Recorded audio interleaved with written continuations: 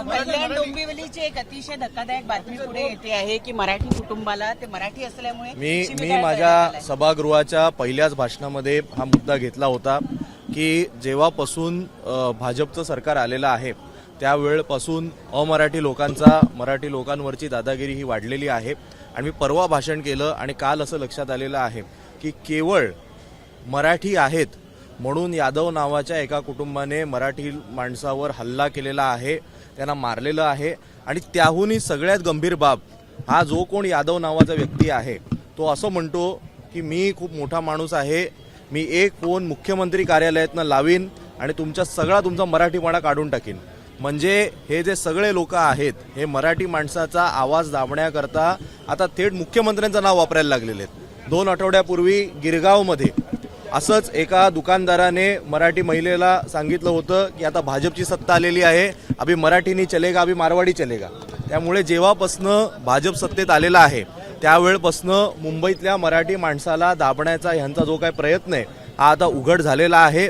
पण शिवसेना उद्धव बाळासाहेब ठाकरे पक्ष हा ठामपणे मुंबई आणि मुंबईच्या लगतच्या भागाच्या सगळ्या मराठी माणसासोबत उभा राहील। हे असले कोण अखिलेश न बखिलेश असतील या सगळ्यांना त्यांची जागा आम्ही दाखवल्याशिवाय राहणार नाही। कोणी मराठी माणसाकडे वाकड्या नजरेने पाहिलं त्यांच्या तंगड्या तोडल्याशिवाय सातत्याने घटना घडतात मुंबईमध्ये, सातत्याने अशा मराठी माणसांवरती मराठी माणसाच्या बद्दल वाकड्या नजरेने पाहण्याची इतके वर्ष कोणाची हिंमत होत नव्हती।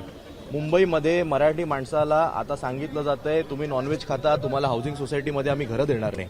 मराठी माणसाला सांगितलं जातंय अब मुंबई में मराठी चलेगी नाही, आता मारवाडीत बोलायचं। ही एवढी हिंमत यांच्यात येते कुठनं? काल मराठी माणसाच्या घराच्या आत घुसून आयर्न रॉडनी मराठी माणसावर हल्ला केला जातो। तुम्ही सगळे घाटी लोक आहात, तुम्ही झोपडीत राहायचं असं मराठी माणसाबद्दल बोललं जातं। आणि वरनं काय सांगितलं जातं, मैं एक फोन लगाऊंगा मुख्यमंत्री कार्यालय में। म्हणजे यांच्यावर कोणाचा वरद असतंय, कोण यांना संरक्षण देते? एवढी हिंमत होतीये कशी? आम्ही आज सभागृहामध्ये सगळे मराठी माणसांनी पाठवलेले प्रतिनिधी आहोत ना, आमचं काही उत्तरदायित्व नाहीये का?